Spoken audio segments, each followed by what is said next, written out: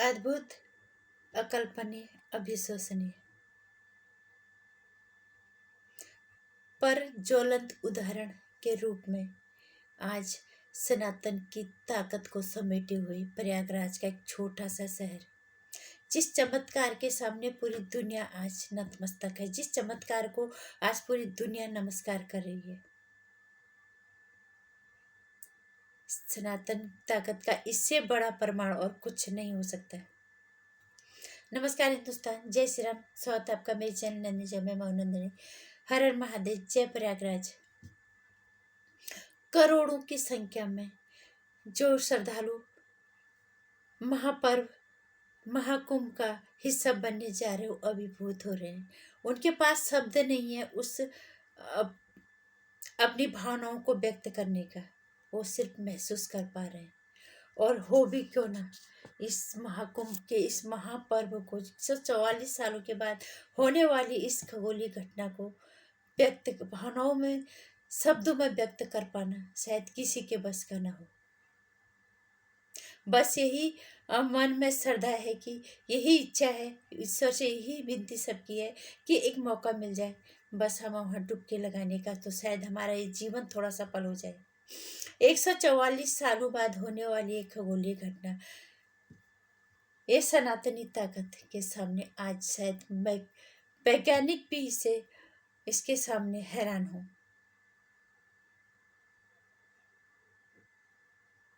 ये खगोलीय घटना ऐसी नहीं होती है। महापर्व महाकुंभ का महापर्व ये तारीखों, राशियों, ज्योतिषियों और खगोल शास्त्र के हिसाब से इन्हें तय किया जाता है।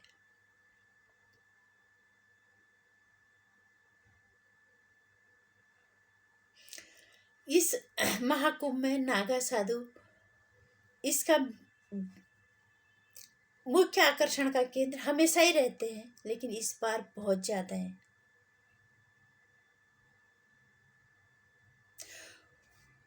ये महाकुंभ का महापर्व, ये मैं कह सकती हूँ कि इस श्रद्धा की प्रकाष्ठा ही है, श्रद्धालुओं की, सनातनियों की, जो ये सोचे बगैर, बिना किसी डर, बिना भय के इस महाकुंभ में महापर्व का हिस्सा बनने जा रहे हैं। हमें एक मौका मिल जाए डुबकी लगाने का। सुरक्षित आ गए तो ठीक है, अगर अनहोनी कुछ हो गई तो मोक्ष मिल जाएगा। ये प्रकाष्ठा है सनातनियों की श्रद्धा की ये प्रकाष्ठा है। किसी को कोई डर नहीं है, बस सिर्फ एक इच्छा है कि इस महापर्व का हम हिस्सा बन जाए। नागा साधु कहाँ से आते हैं, कहाँ चले जाते हैं, ये हमेशा रहस्य बना रहता है। लेकिन जितना पढ़ पा रहे हैं, जितना हम सुन पा रहे हैं, ये गुफाओं में रहते हैं, पर्वतों में, कंदारों में रहते हैं, कंदराओं में ये रहते हैं। क्योंकि ये सांसारिक जीवन में तभी आते हैं दुनिया के सामने जब महाकुंभ जैसे महापर्व होते हैं, चाहे अर्धकुंभ हो, चाहे पूर्ण कुंभ हो, ये तभी आते हैं।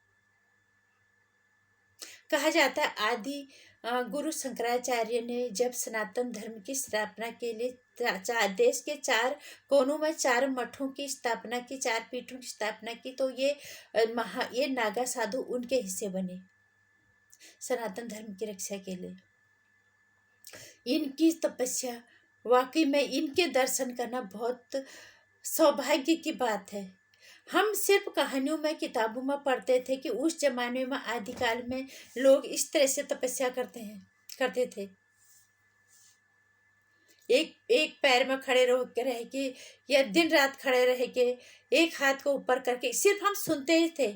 लेकिन अगर सच मानना है तो इन्हें देखिए आप, ये अपना पिंड दान कर देते हैं, ये अपने शरीर पर पूरे भस्म धारण करके रहते हैं, जो हम सिर्फ सुनते हैं। लेकिन इनको देख के हम विश्वास कर सकते हैं।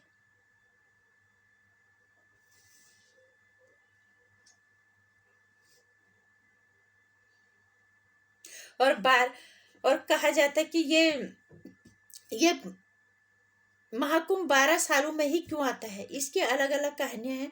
2-3 चीजें मैंने पढ़ी थी, लेकिन 2 चीज सब चीज, वो चीज़ें भी मुझे काफ़ी, वो चीज़ें भी सही लगी, सत्य लगी, लेकिन जो कारण मुझे सही लगा वो ये, वो कारण ये है कि वो लोगों को आसानी से समझ में आ जाएगा।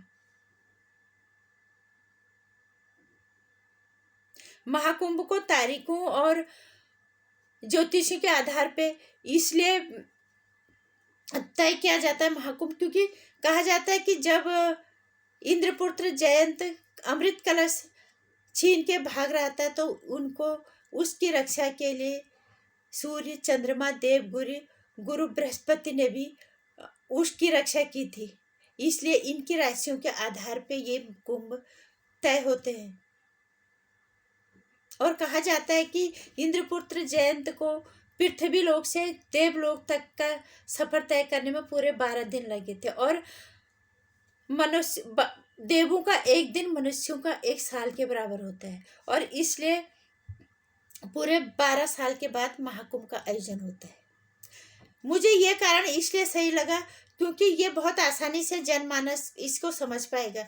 जो 2-3 कारण मैंने और पढ़े थे वो भी सत्य है, लेकिन इसको बहुत आसानी से लोग समझ पाएंगे कि जयंत को पृथ्वी लोक से देवलोक तक का सफर तय करने में एक 12 दिन का समय लगा था, और मनुष्यों का, देवताओं का एक दिन मनुष्यों के 12 दिन के बराबर होता है। इसलिए 12 सालों के बाद महाकुंभ का आयोजन होता है।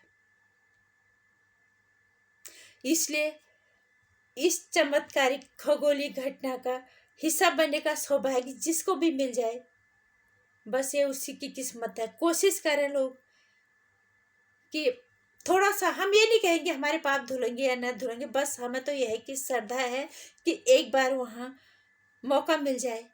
ऐसे इस संसार में तो हम देख रहे हैं दुनिया को ठगने का, दुनिया को धोखा करने का, हर चीज अपने लिए सब कुछ करने का, लेकिन हम ये कह सकते हैं कि इन लोगों की वजह से ही सनातन की रक्षा हो रही है। नागा साधुओं का के दर्शन के से ही शायद हमें कुछ पुण्य मिल जाए, माँ गंगा में डुबकी लगाने से शायद कुछ पाप पड़ जाए। बस इसी श्रद्धा के साथ मौका मिले एक बार प्रयागराज में महाकुंभ में महापर्व के का हिस्सा बनने का, तो हम अपने आप को सोचेंगे कि इससे बड़े सौभाग्य हमारा कुछ हो ही नहीं सकता। शायद हम इस भव सागर से पार होने में एक छोटी सी सीढ़ी पार कर पाए। जय प्रयागराज, हर हर महादेव। मेरी वीडियो में कुछ अच्छा लगा हो तो लाइक और शेयर कर दीजिएगा, चैनल को सब्सक्राइब कर लीजिएगा। आने वाली वीडियोज़ की जानकारी के लिए घंटी आइकन प्रेस कर लीजिए।